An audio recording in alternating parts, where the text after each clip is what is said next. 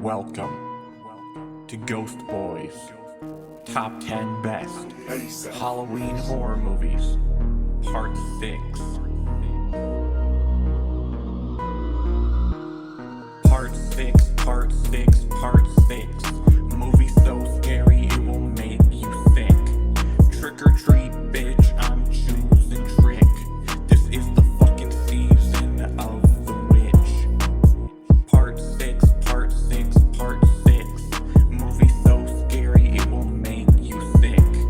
Trick or treat, bitch, I'm choosing trick. This is the fucking season of the witch. Happy Halloween, everyone, and welcome to the 6th annual installment of my Top 10 Best Halloween Horror Movies list. And since this is the 6th installment, that means we're only talking about movies with the number 6 in the title. I'm talking about The Sixth Sense. I'm talking about Halloween 666, The Origin of Michael Myers. I'm talking about Sweet 16. I've never actually seen that one, to be completely honest. All jokes aside, I'm not talking about any of those movies, and as usual with these lists, I love having a wide variety of different horror subgenres, including slashers, found footage, creature features, psychological, anthology, and paranormal hauntings. All of the films I'm talking about today either take place on or around Halloween. None of these movies are in any kind of order, but number 1 is definitely my personal favorite. Now with all that being said, let's begin our list. Cobweb. An 8-year-old boy is plagued by a mysterious tapping noise coming from within his bedroom wall. His parents insist that it's all in his head, but as Peter's fear intensifies, he starts to believe that his parents might be hiding a terrible, dangerous secret. So I knew absolutely nothing about this film going into it, and for the first 20 minutes of the movie I was a little worried I wouldn't enjoy it, because it was a little bit slow at first, and it seemed like it was going to be a very average, predictable movie. But after the first 20 minutes, I honestly started to fall in love with this movie. There's twist after twist, and every time something big happened or some secret got revealed, something even crazier would happen. And I just kept getting more and more shocked and intrigued as the story went on. This movie really keeps you guessing. It's very well crafted and cleverly written. This movie reminded me a lot of The Black Phone, but I've also heard a few people say it has some similarities to Coraline, and I agree with that as well. One of my favorite aspects of this film is the incredibly gorgeous cinematography, because it's just drenched in fall and Halloween atmosphere, with tons of pumpkins, costumes, Halloween decorations, and fall colors everywhere. Even all the characters wear dark, autumn-colored clothing. Plus, the family even has a pumpkin patch in their backyard. There's also a couple obvious references to John Carpenter's Halloween. This movie is like a grim fairy tale, or a twisted nightmare come to life. It's extremely eerie, sinister, and genuinely scary. So if you're terrified of monsters hiding in your closet or under your bed, then I recommend watching Cobweb. The Witching Season. The Witching Season is a 5-story, spine-chilling anthology of horror and suspense, packed into one film that delivers original tales of terror and captures the spirit of the Halloween season. So this is an indie Halloween anthology with 5 different stories, and I'll give you a little plot synopsis for each story. The first one is called Killer on the Loose. An escaped killer lurks in the shadows of an isolated home on Halloween night. The second story is called Princess. In search of a new beginning, Kendra and her daughter Jamie move into a quiet home in the suburbs, but something evil lurks in the basement, and it isn't looking for roommates. The third story is titled Not Alone. Upon waking from a horrific nightmare, Kyle struggles to bridge the gap between his dreams and reality. The fourth story, which is my personal favorite, and an absolute masterpiece, is fittingly titled They Live Inside Us. A writer spends the night in a notoriously haunted house in hope of finding inspiration for his latest project. He soon realizes that he is living in his own horror story. And the fifth and final story is called Is That You? Confined to her bedroom on Halloween night, Whitney notices an eerie figure lurking outside of her home. Also, if you were curious, there isn't a wraparound story, but all the stories do get slightly connected in one way or another. This is a low-budget film, but it's still a great anthology, with lots of very creative stories and tons of different twists and turns. But my absolute favorite part of this anthology is the incredible cinematography and Halloween atmosphere. You can tell it was very heavily inspired by the opening credit sequence from Halloween 4, The Return of Michael Myers. So if you're looking for a very Halloween-y anthology filled with ghouls, ghosts, goblins, and demons, then I recommend watching The Witching Season. Totally killer.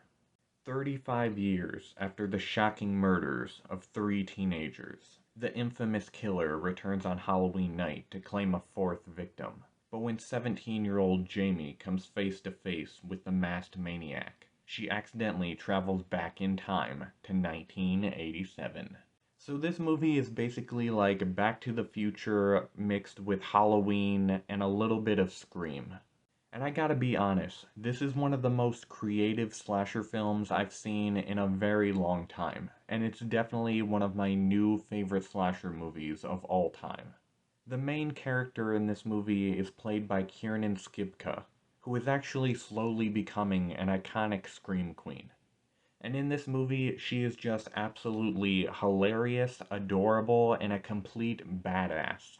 I don't know if this movie would have worked if they had cast someone else, because she plays this role absolutely perfect, and I can't say that enough. She's one of the best aspects of this film.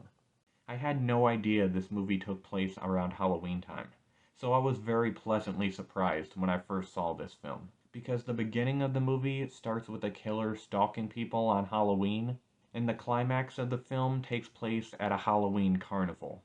I also really enjoyed the whole design and concept of the killer in this movie.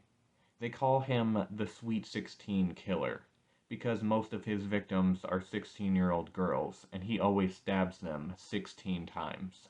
And I thought the mask was pretty awesome as well. It reminded me a lot of the iconic Michael Myers mask, mixed with a little bit of George Michael and Johnny Bravo. Plus, the Sweet 16 Killer is also pretty brutal and violent, so we get some really awesome bloody kills. This movie is extremely funny, but also really intense. So this Halloween, if you're looking for a fun roller coaster ride with a great balance of horror, comedy, and thriller, then you should definitely check out Totally Killer. Deadstream. A disgraced internet personality tries to win back his followers by live-streaming himself at an abandoned house on Halloween. But when he accidentally unleashes a vengeful spirit, his comeback event becomes a fight for his life.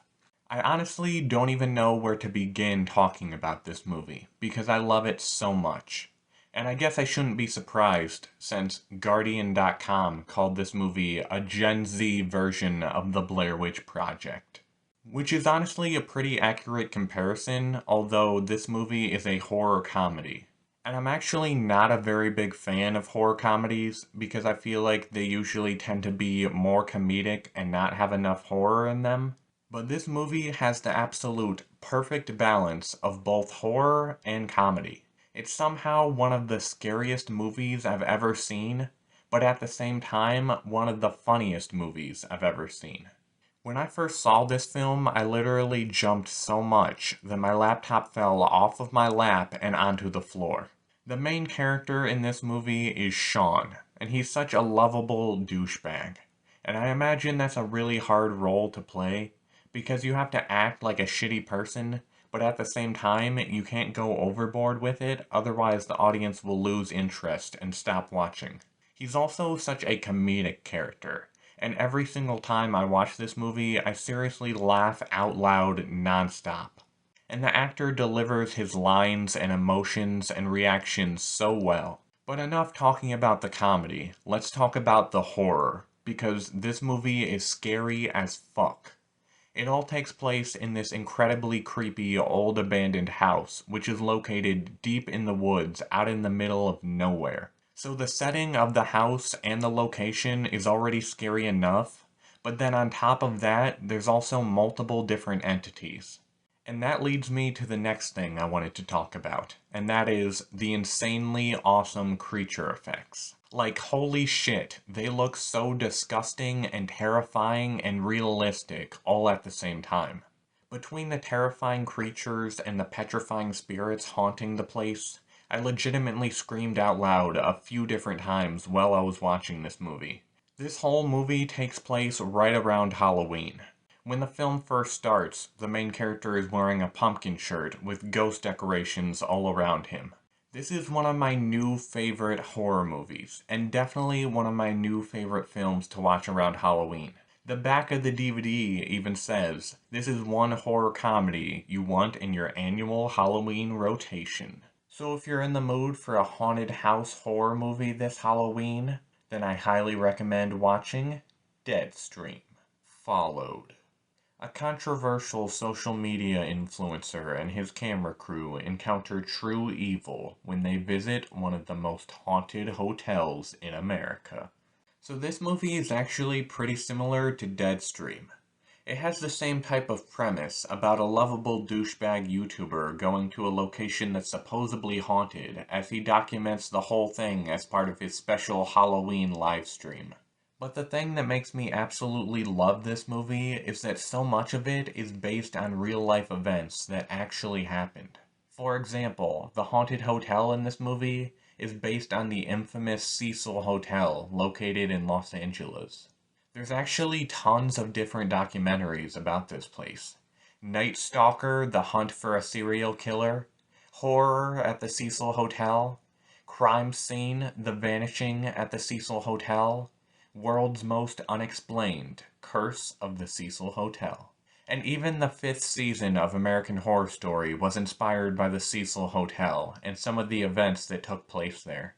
If you're unfamiliar with the Cecil Hotel, I'll give you a little history lesson about it. The Cecil Hotel has a horrifying reputation for violence, suicide, and murder.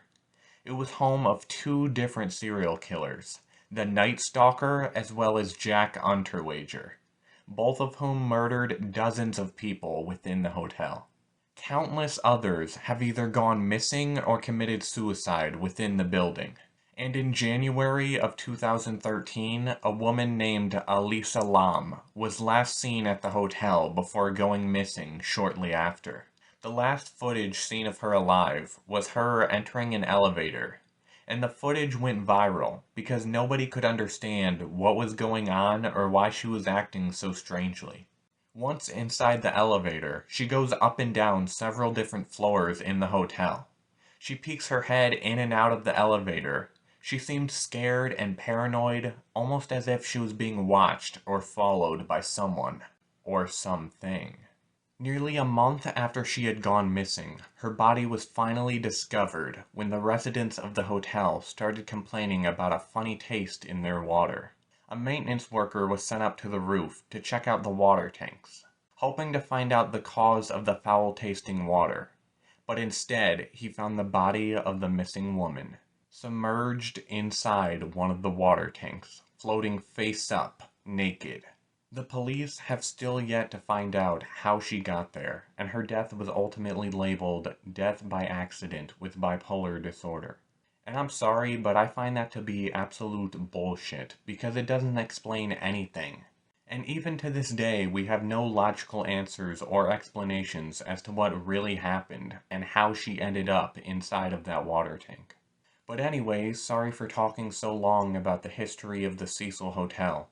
True crime and mysteries and urban legends just really interest me, so I get caught up in that kind of stuff.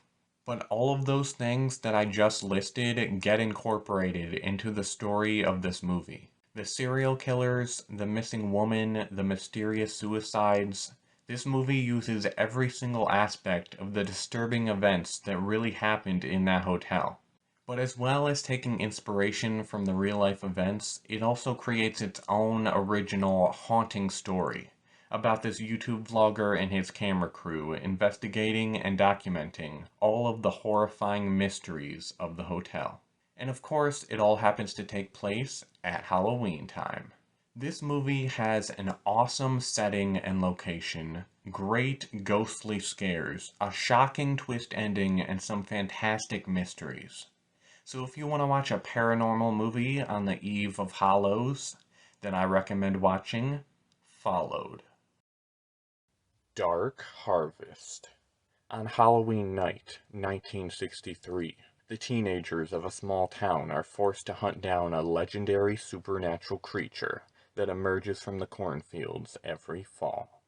This movie is honestly a guilty pleasure for me, because there's a few things I really disliked, but a lot of things I really loved. And I kept going back and forth on whether or not I liked the movie enough to include it on the list, but it basically came down to the fact that all of the great things about this film far outweigh the few things I disliked. I've heard a few people describe this movie as The Purge mixed with The Hunger Games, and I definitely think that's an accurate description. I don't think the plot synopsis of this movie is very good, so I'll just tell you the story is basically about this small town with an urban legend type tradition or ritual, where every year on Halloween, a monster rises from the cornfield, and all of the teenage boys in town are forced to hunt down the creature. Because if they don't kill it, the monster will basically kill all the crops and spread sickness and decay throughout the whole town. So now I'm going to do something that I don't think I've ever done on here before. I'm going to do a pro and con list. My main problem with this film is that they never really explain anything at all. So there's tons of questions that never get answered. Like, why do these people continue to live in this town if a monster comes out every year and kills innocent people? Or why are only the teenage boys allowed to hunt down the monster? Why not women or adults? My other complaint is that the ending of this movie is very sad. And I know it's a horror movie, so obviously it's not going to have a happy fairy tale ending, but I felt like it was way more depressing than it needed to be. But now I'll talk about the things I really enjoyed about this film. The best parts about this movie is the badass, creepy creature and the incredible October Halloween atmosphere. The creature, known as Sawtooth Jack, is kinda like a scarecrow type monster, and I absolutely loved his design. He basically looks like a bony slender man with a jack-o'-lantern head. Sawtooth Jack is definitely a very unique, memorable, mythical monster. He's also very violent. This movie is extremely bloody and gory. There's tons of decapitations and body mutilations. And Sawtooth Jack just fits in perfectly alongside the gorgeous Halloween scenery that this movie has. People are always walking through the cornfield. There's literally hundreds of pumpkins everywhere, and all of the teenagers are dressed up for Halloween. I just really love the overall aesthetic of this movie. I've always been obsessed with scarecrows and cornfields and jack-o'-lanterns and anything related to the harvest season. So in a lot of ways, I guess you could say this movie is perfect for Halloween time. So if you like creature features and you're searching for one to watch in the October darkness, then I recommend watching Dark Harvest.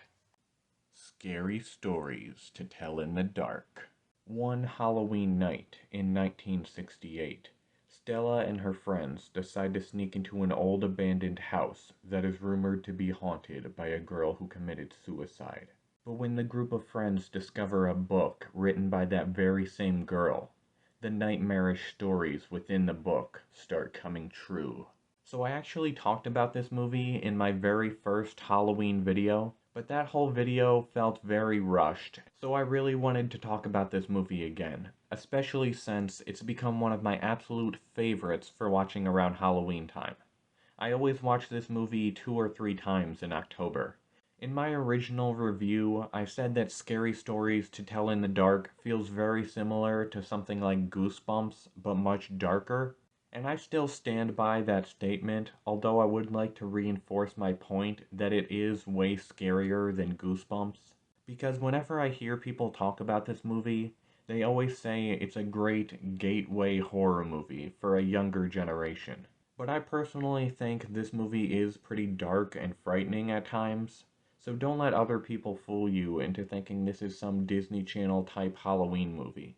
I know it's PG-13 and it isn't really gory or anything like that, but it's still pretty scary in my opinion. One of my favorite aspects of this film is that it has a lot of heart. The characters are very likable and relatable, and some of the stories are really complex and emotional. And oh my goodness, the monster designs and creature effects in this movie are absolutely insane. They all look so unique and realistic and repulsive and creepy. Apparently the special effects were like 80% practical effects and 20% CGI, and all the hard work was definitely worth it because everything looks incredible. This film also has a beautiful soundtrack. The movie starts with Season of the Witch playing, and it perfectly fits this movie, and really invokes the autumn Halloween spirit. And that leads me to another thing that I absolutely love about this movie. The wonderful Halloween atmosphere. Orange leaves, pumpkins, trick-or-treaters, haunted houses, witches, ghosts, monsters. This is an absolutely perfect movie to watch around Halloween time. So if you're having trouble getting into the Halloween spirit and you're searching for a movie to light that spark, then I recommend watching Scary Stories to Tell in the Dark. Halloween from 2018. Laurie Strode comes to her final confrontation with Michael Myers, the masked figure who has haunted her since she narrowly escaped his killing spree on Halloween night 4 decades ago. Of course, every year I have to include one of the many films from the iconic Halloween franchise. So if you don't already know, this is a direct sequel to John Carpenter's Halloween from 1978. So if you haven't seen any of the other movies and you don't want to watch all 13 films, then you could just watch the 1978 movie and then this one right afterwards. Michael's mask in this movie might just be my personal favorite out of all of his many different masks. I think it's just the perfect balance of looking like the mask from the original, but just worn, faded, cracked, and beaten up. I'll be honest, I know once again I'll piss people off by saying this, but I personally think Laurie Strode is a very overrated final girl, and I don't think she really did much in Halloween 1978. Obviously, she protected herself and the kids from Michael Myers, but it's not like she killed him or even really injured him that badly, besides stabbing him in the eye with a wire hanger. But in this film, she kicks his ass. She's been waiting and preparing for 40 years for Michael to come back for her, and she's not messing around this time. The battle between the two of them is pretty epic, not gonna lie. And that leads me to another thing that I absolutely love about this movie, and that is the very violent, awesome, bloody kills. Michael stomps on someone's head and smashes it like a watermelon. He also murders someone and then carves up their head like a jack-o'-lantern. This movie also has some really nice Halloween atmosphere, with pumpkins and trick-or-treaters everywhere. Michael Myers is an iconic killer and a symbol of Halloween, so if you want to add another bloody slasher to your annual October horror movie routine, then I recommend watching Halloween from 2018. The Jester. After the recent death of their father, two estranged sisters find themselves being stalked by a malevolent being known as the Jester. This film was produced by Eduardo Sanchez, co-creator of the Blair Witch Project. This movie is actually based off of 3 short films, all featuring the same character. The Jester is kinda like a clown mixed with a magician, and he's basically a combination of Art the Clown and Sam from Trick or Treat. He's silent and violent, and all of his movements and mannerisms are almost identical to Art the Clown. But like I said, he's also very similar to Sam from Trick or Treat, because he goes after those who lack the Halloween spirit, or people who break Halloween traditions. The 3 short films are very short, simple, fun, creepy stories, about different people having interactions with the Jester on Halloween. You don't have to watch the short films in order to watch and understand the movie, but I would definitely recommend watching them beforehand. So like I said, the short films are very short, simple, fun stories, but the movie goes for something bigger and better, and more emotionally engaging. It's actually a pretty emotional, heartfelt story, with some great acting. But even though this is more of a serious story about a family, it still, of course, has the Jester and his super creepy, creative magic tricks, as well as some pretty awesome, bloody kills. The Jester himself is without a doubt the best part about this movie, and I absolutely love his mask, his outfit, and his whole personality. And the fact that he can go back and forth from being hilarious and then horrifying. I actually love this character so much that I've decided for Halloween this year I'm gonna cosplay as him. This movie is also very Halloweeny, with tons of trick-or-treaters, Halloween decorations, fall atmosphere, beautiful bright orange leaves, and even a Halloween carnival, including some haunted funhouses. So if you love Art the Clown and you're searching for a worthy successor, then I highly recommend checking out The Jester. Now before I reveal the #1 movie on my list, I want to talk about an honorable mention. Dressed to Kill, the 3rd annual Chucky Halloween special. Jake, Devin, and Lexi infiltrate a Halloween ball at the White House to stop Chucky, but the demon doll has other plans. Just like in the first Halloween special, Chucky once again wears a Halloween costume to disguise himself, but this time, instead of dressing up as Hello Kitty, he dresses up as the Phantom of the Opera. Also, Jake, Devin, and Lexi all dress up as different variations of the good guy doll, and I thought that was pretty clever, funny, and adorable. Also, in this Halloween special, we get to see, for the first time ever in the Child's Play franchise, some actual ghosts and paranormal activity. We also get a lot of incredibly bloody, gruesome kills in this special. And lastly, this special actually has a pretty scary twist ending, and it's definitely pretty freaky. So if you want to watch a Halloween special that will give you chills, then I recommend watching Chucky. Dressed to Kill.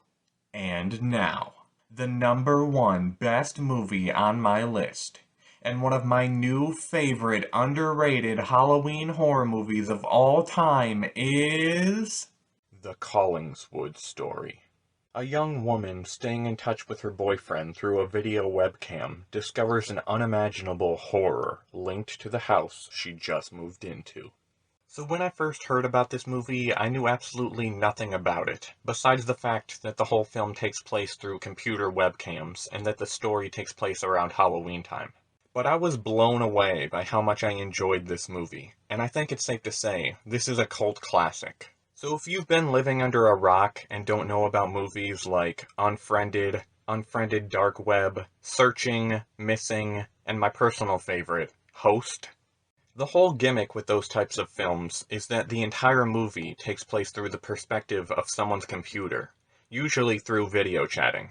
And apparently there's so many movies that use this gimmick that it's actually created its own subgenre, known as screen life. Well, most people think Unfriended was the first movie to ever use the screen life style of filmmaking, but it's actually this movie, The Collingswood Story. This movie came out in 2002, and was extremely ahead of its time, because I don't think video chatting even existed back then. I could be totally wrong, but I think back in 2002, something like this would have been considered science fiction. Because even if video chatting did exist back then, it wasn't something popular that everyone knew about. So having an entire movie taking place over computer webcams was completely unheard of at the time. And that's why the tagline for this movie is a revolutionary experiment in the supernatural. And on the back of the Blu-ray for this movie, it even says, "The Collingswood Story helped pave the way for future films such as Host, Paranormal Activity, and Unfriended." And that's exactly what this film feels like. It's a mixture of Host and Paranormal Activity, which is absolutely perfect for me, because both of those movies are in my list of top 10 favorite horror movies of all time. The last 20 minutes of this movie are extremely horrifying. I'd compare it to something like The Blair Witch Project or Paranormal Activity, where the whole movie is great, but the ending is what you will remember the most.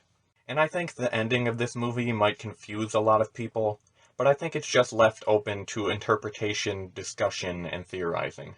This movie is also very Halloween-y, with characters carving pumpkins, tons of houses and yards covered in Halloween decorations, and a lot of trees with orange autumn leaves.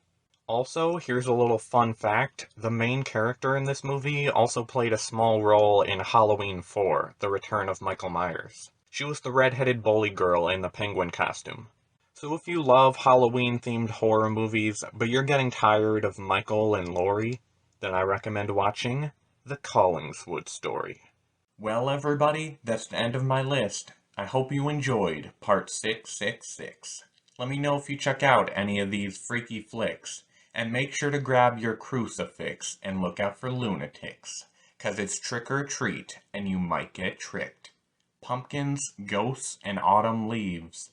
Until next time, Happy Hallows Eve.